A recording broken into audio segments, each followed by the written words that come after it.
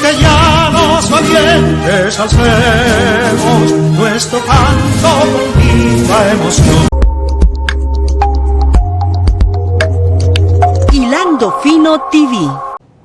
Tenemos como todo este mes, vamos a ver si el marzo, si abril, vamos a ver si seguimos hasta el día de la revolución en la que usted tuvo una participación importante que gracias a Dios lo dejó ileso. Bienvenido, don Andrés. Querida, ¿cómo estás? Ay, yo siempre bien.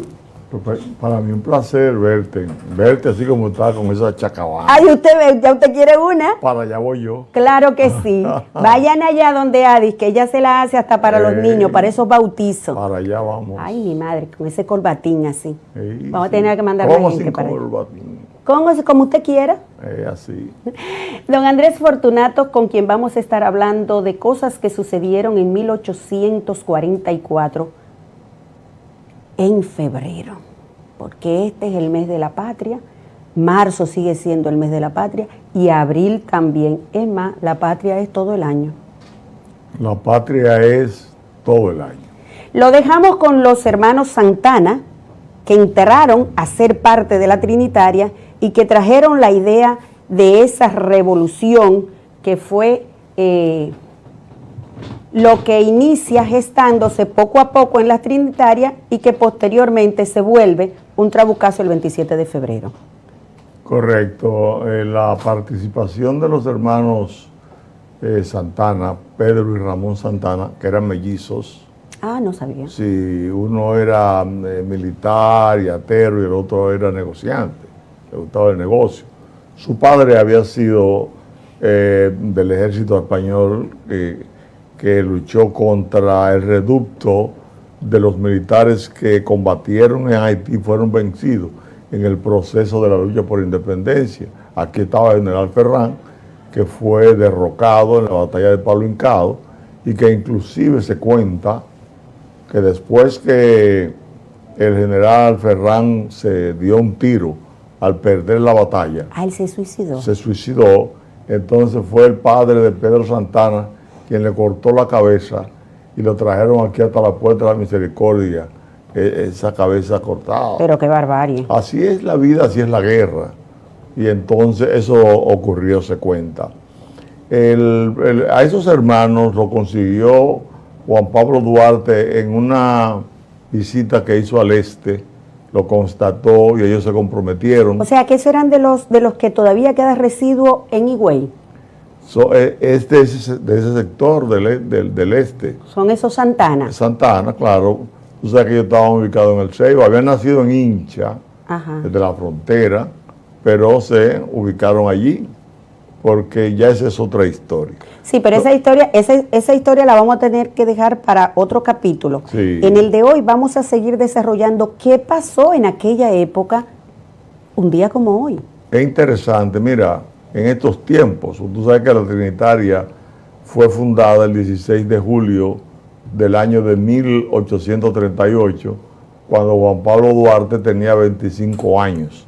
Él había nacido el 13 de enero del año de 1800, el 26 de enero del año 1813.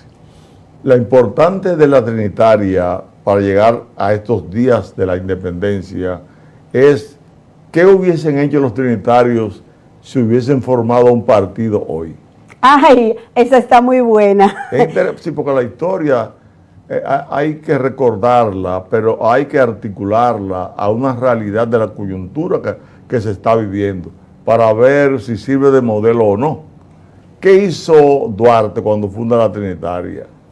Lo primero que hicieron ellos fue recolectar un dinerito para mantener el trabajo de la Trinitaria, o sea, los mismos miembros reúnen unos 150 pesos. Oye, eso era un dineral en esa época. Para ellos aportarlo al negocio del padre de Duarte y con los intereses, con lo que ganaran, entonces ellos poder trabajar en contra de la anexión a España.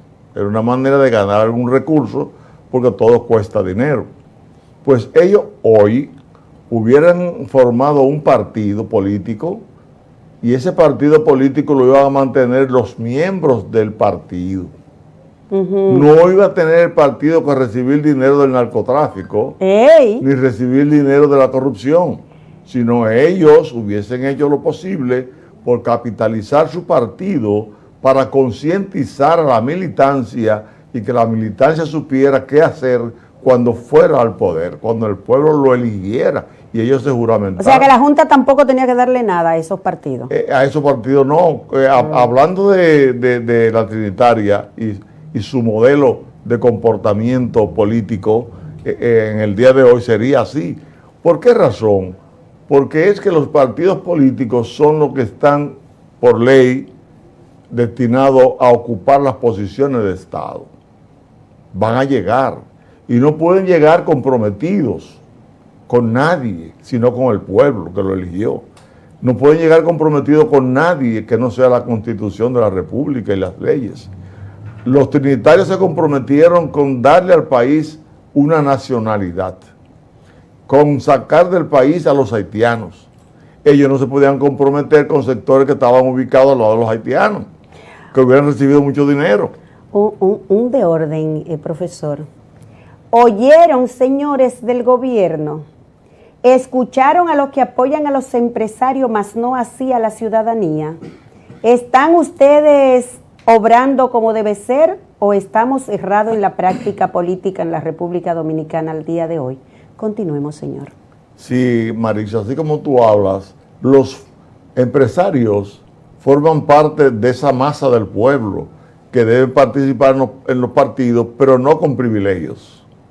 Deben participar de igual a igual, porque para un empresario tener un negocio o una industria que sea próspera, debe de tener un gobierno que sepa manejar el Estado, que sepa ayudarle a ellos a tener una sociedad laboriosa, preparada, porque es el Estado el que dirige la educación de los pueblos.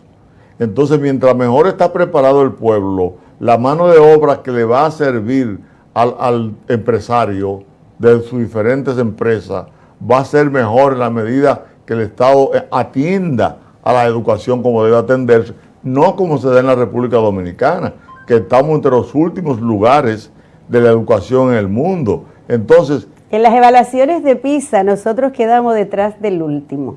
¿Por qué quedamos detrás del último? Porque probablemente a los políticos dominicanos no les interese que estemos preparados. Les interesa más entretenernos, que perdamos el tiempo, que se pierda la juventud y que nadie reclame por sus derechos. El gran problema de aquí en política es la ignorancia y la indiferencia. Y la ignorancia y la indiferencia no es más que la causa de la falta de la conciencia cívica y ética que debe tener un ciudadano, quien sabe que si aquellos hombres se sacrificaron, murieron tanto por nosotros, deberíamos entonces nosotros devolverle a ellos con un buen comportamiento, con una buena administración, con una buena preparación de nuestra sociedad, para que podamos tener una nación competitiva, para que podamos tener una nación que pueda competir con el mercado internacional, para poder tener una nación que nosotros podamos abastecer con los productos que podemos producir en el país. Una manera de desarrollar a un país es desarrollar a cada uno de sus hombres y mujeres, y para eso está la educación. Y da pena, por ejemplo, que hay un artículo que debe aplicarlo el Ministerio de Educación para poder entrar entrelazado a los pensamientos de Duarte, que es el artículo 63, numeral 13, donde dice que con la finalidad de tener ciudadanos y ciudadanas responsables, éticamente preparados, se debe dar la Constitución de la República en las escuelas, que la gente conozca los derechos fundamentales, que la gente sepa cuál es su responsabilidad, la responsabilidad con la historia. ¿Cómo es que si se murieron tantos hombres y mujeres por esta patria, nosotros no lo honremos hoy imitando su carácter ético, imitando su responsabilidad? Me gustaría tener más tiempo para seguir conversando con usted. Recuerde que quedamos la otra vez en que fue cambiada la fecha de celebración del natalicio de Juan Pablo Duarte y Díez, y que lo que se espera es que si cae fin de semana, pues se siguen cambiando las demás fechas. Yo creo que usted dio al traste al decir las palabras que están contenidas en este artículo de la Ley de Educación o de la Constitución de la República. La Constitución de la República. Porque tiene que ver con esa moral y cívica que hemos perdido y que probablemente nunca más se vuelva a impartir en las escuelas. Usted tiene que seguir viniendo a este programa porque el tiempo nunca nos alcanza. Hay más temas de los cuales hablar. Pero le prometo. Lo vamos a dejar ahí en ese artículo y de ahí lo retomamos. Pero el sábado que viene Ajá. vamos a hablar de la propuesta de un programa nacional para popularizar esa trinitaria y esa independencia en todo el país. Gracias también a don Andrés. Esta es su casa, usted es parte de este programa. Esperamos seguir edificando a la ciudadanía en relación a la historia y las cosas que quizás podemos hacer hoy para que no se repitan los 22 años de gobernación de los haitianos ni de ninguna otra nación en nuestro territorio. Mientras llenos de noble ansiedad, nuestros campos de gloria